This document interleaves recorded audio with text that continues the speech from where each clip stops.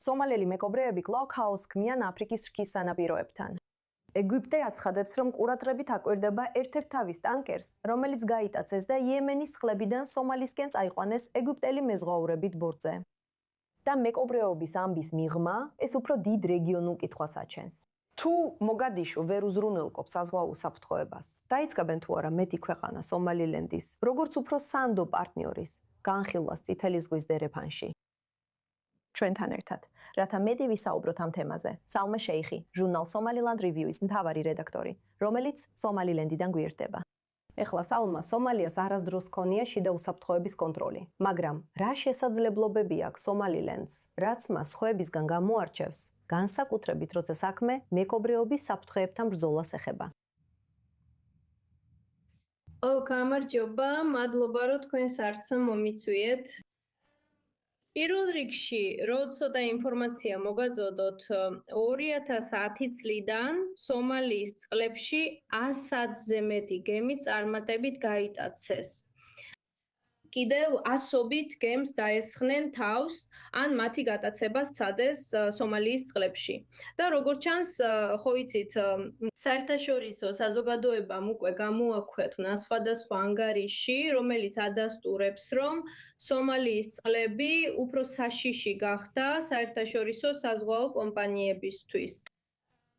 მილიარდობით დოლარი დაიხარჯა წყლების დაცვაზე და ასევე სომალელი მეკობრეებისთვის გამოსასყიდის გადახდაზე, რათა ტყვეები გაეთავისუფლებინათ. და მინდა ვთქვა, რომ ამ ყველაფერში სომალილენდში მეკობრეობა არ ყოფილა. ამ შემთხვევებიდან არც ერთი არ მომხდარა სომალილენდის რესპუბლიკის წყლებში და არც არაფერი მოხდება ჩვენს წყლებში. უბრალოდ იმიტომ, რომ სომალილენდის მთავრობა და ხალხი აფასებენ მშვიდობასა და უსაფრთხოებას, ჩვენ ზრუნავთ იმაზე, რომ ჩვენი წყლები იყოს უსაფრთხო, როგორც ბერბერას პორტში შემოსული ჩვენი გემებისთვის, ასევე იმ გემებისთვის, რომლებიც ამ მარშრუტს იყენებენ. გვიყოფა თუ არა შესაძლებლობები ჩვენი წყლების დასაცავად. ჯერჯერობით კი, მაგრამ ეს იზრდება, მეკობრეობა მატულობს, ადენის ყურეში საფრთხე იზრდება. ასე რომ სომალილენდს ალბათ აქვს გარკვეული შესაძლებლობები, ან შეეძლო დაეცვა თავისი წყლები, მაგრამ ჩვენ ნამდვილად გვჭირდება საერთაშორისო საზოგადოების წვლილი და მხარდაჭერა. კაი, რა ტიპის მხარდაჭერაზე ვსაუბრობთ აქ?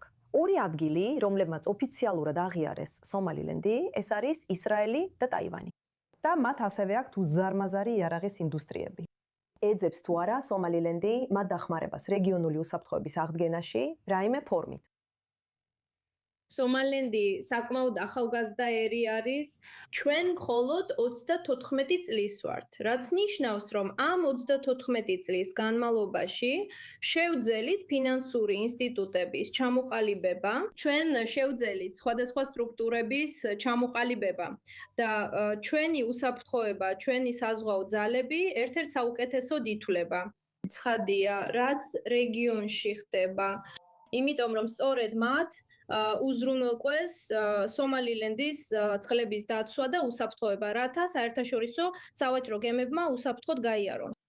ამიტომ ჩვენ ნამდვილად გვჭირდება მეტი ტრენინგის სახით მხარდაჭერა. მოცემული აღჭურვილობა და ინფრასტრუქტურა, რაც ჩვენს საზღვაო ძალებს სჭირდებათ გაორმაგებისთვის, ან გააძლიერონ თავიანთი ძალის ხმევა წყლების დასაცავად. გიელით, რომ მეტი ქვეყანა მიმართავს სომალილენდს როგორც სანდო უსაფრთხოების პარტნიორს აფრიკის რქაში. თუ სომალილენდს ჯერ კიდევ აკლია ეს შესაძლებლობები და სჭირდება ის წვრთნები, რაც ახალხან ახსენეთ, რათა ამ საფრთხეებს გაუმკლავდეს, სანამ სხვა ქვეყნები მათ მხარდაჭერისთვის მიმართავენ? სამწუხარო ან სირცხვილია ის, რომ საერთაშორისო საზოგადოებამ სომალიაში მნიშვნელოვანი თანხები დახარჯა მისი წყლებისა და მიწის დასაცავად.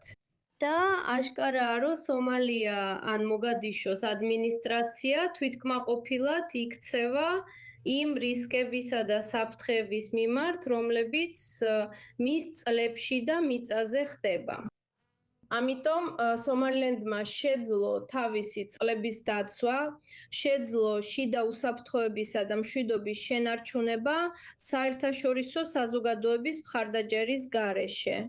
ამიტომ, როცა ვამბობთ, რომ გვაინტერესებს ან გვინდა თანამშრომლობა მსოფლიოსთან, განსაკუთრებით იმ ქვეყნებთან, რომლებიც აფასებენ იმას, რასაც ჩვენ ვაფასებთ, ანუ რეგიონის მშვიდობასა და უსაფრთხოებას, ჩვენ მზად ვართ ვითანამშრომლოთ მათთან ყველა ფორმით და ყველა სფეროში.